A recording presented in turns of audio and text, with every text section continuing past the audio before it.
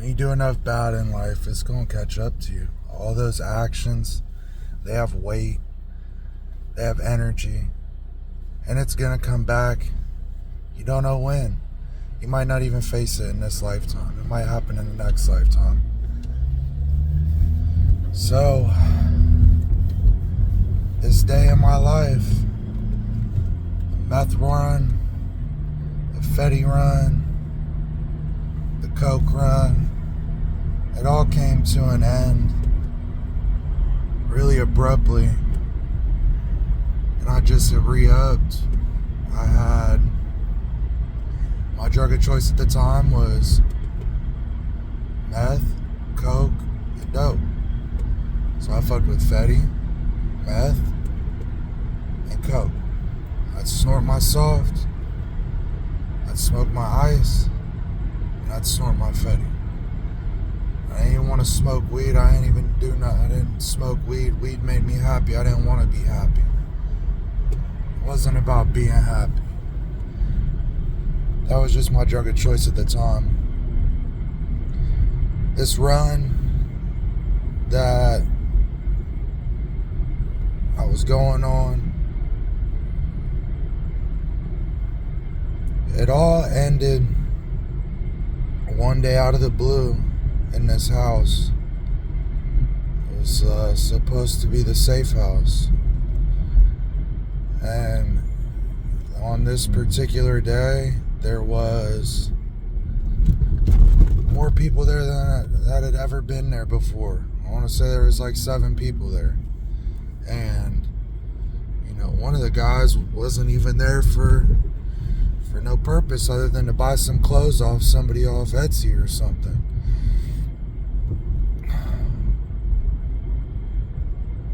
It's time for us to head back home. And, well, somebody didn't want to go home, so we were still there. I just had a bad feeling, but I had my shit, ready to get high. So I didn't really care. I was just going with the flow. Well, about 1:30 in the afternoon, I hear this big ass banging on the front door. So-and-so, they said it's sheriff's office.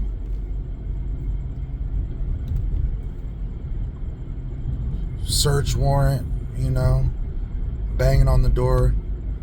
I'm high at the time. I look through the door, and it's one of those front doors where it's got the glass where you can see through it, and I see them blue lights. I see blue lights. I go, oh fuck, like that shit's real. I'm in the bathroom when this happened. Like, I popped my head out when I heard this shit. I go right back in the bathroom, flush the toilet, if you know what I mean. Still not about to go too deep into shit, just trying to let you understand what's happening. And I lay on the ground. I lay on the ground because I'm just done. I give up. I'm done. I'm not giving in, but I'm giving up. It was the end for me. I hadn't slept but maybe closed my eyes for 2 or 3 hours in a whole week. Sitting by the front door, sitting in a chair. I didn't sleep, man. And my run just came to an end. And what happened was I laid on the ground, and they throw a smoke bomb. So they throw a smoke bomb through the window, hits a dude in the head, blows up loud as fuck. And the dude that it hit in the head was a dude that was there to buy clothes off somebody. Off the person I know in the house, buying clothes off him. He was just an innocent bystander, honestly. So this dude gets hit in the head with the fucking smoke bomb. These motherfuckers come in like 11, 12 deep on their little SWAT team. All guns. Anybody talking about anybody moves, we're gonna kill you. Come in with no audio, no video, dirty as fuck. I'm just laying on the ground. Like I said, I gave the fuck up. I'm just done. I don't care. I'm not worried about. I'm just done. And it's the end of my run, you know. And I knew I'd be lucky if I could walk out of that day. So as these guys come in, I'm laying on the ground, I'm getting trampled over and shit. They fucked my dude up, had him all bloody out of his nose and stuff. Everybody gets locked up except one person. That one person wasn't me. I don't know how the fuck he got out of it, but it's definitely suspect, you know what I mean? But I don't know what the fuck is the real nitty-gritty on why he got out of it. But the reason why this whole situation even happened in the first place is some dude that was working for the cops, confidential informant, CI, was in the house buying shit off somebody in that house and shooting dope in his arm while he's in the house, really nodding out on the couch and shit. This dude was a cop. Traced it back. This is the guy that got this amount, that he bought this amount. This is in the paperwork. This was the rat. And I don't know what happened for him to do that. He probably got caught on his own, middleman and shit or whatever, and they caught him, and I'm just gonna take down someone else from out of town. And so anyways, to try and understand where my mind was at though, you know, when you don't sleep for that long, your mind is, there's highs and lows, but this was, and I'm bipolar, manic depressive, you know, I'm using at the time. This was a massive low for me. And I was just done. I had a lot of shit in my life that I wasn't attending to. And this was the wake-up call that I needed and didn't know I needed. And as everybody's getting, you know, cuffed up and taken out of the house, and you know, they're trying to interrogate me, and I'm not giving any information up, and they're looking at my phone. What's this? What's that?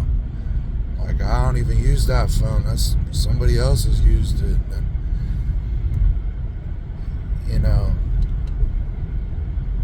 finally I remember vividly that I was outside. So I asked this one cop, I was like, look, man, like, I was being cool with him. You know, I wasn't obviously giving him what he wanted to hear, but, you know, I was full of shit. But I was like, look, man, can I at least just smoke a cigarette, man?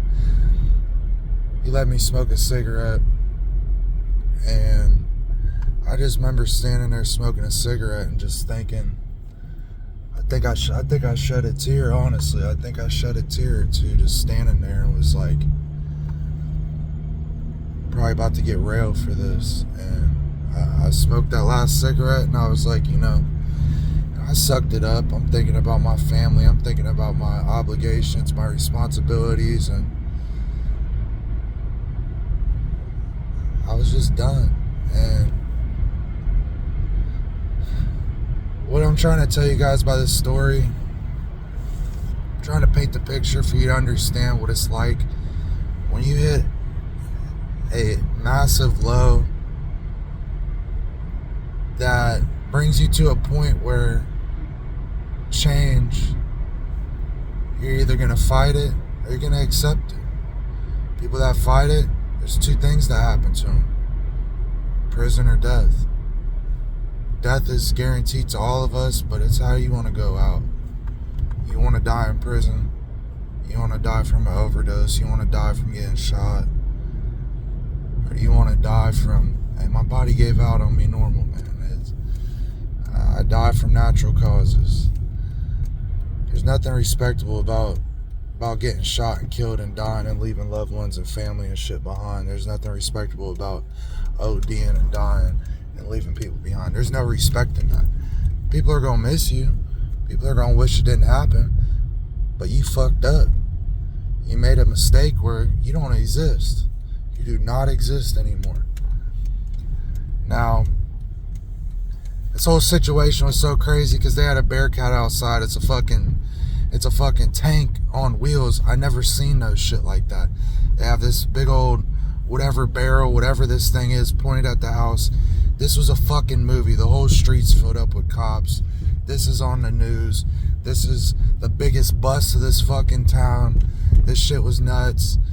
I walk into jail and they already know who the fuck I am watching on TV. Oh, you was in that SWAT raid, this and that. They were watching the news in jail in county. So it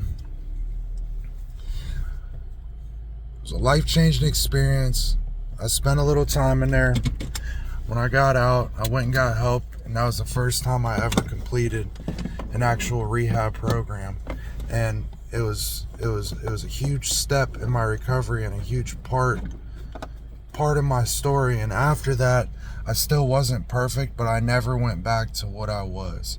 I never went back and fully dove into that life, jumped off the porch, whatever you want to say. I might have dibbled and dabbled, really just maybe a couple relapses, but I never went full-fledged back into that life.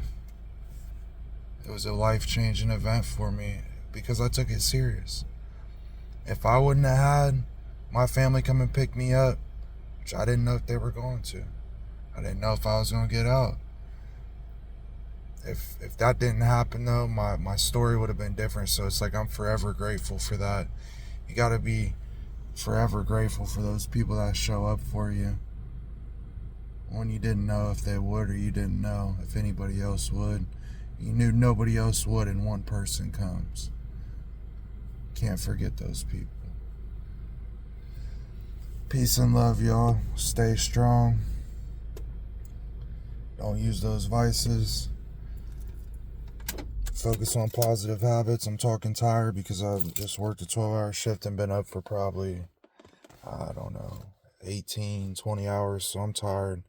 It's time for me to shower and go to bed. But just want you guys to know, if you find yourself at that point, you really got to go all in to get to that point. I was up for a week. I was off a crazy run, smoking ice for a year. Ice is crazy. I wind up in this position. SWAT raids this house. This is supposed to be the safe house. Nothing safe about it no more. It's hot. Can never go back to this house. It's so hot. Tear up the house. End up in county. It's crazy, but I'm going to make a video about how county jail went and talk about that a little bit. It was pretty wild. But peace and love, y'all.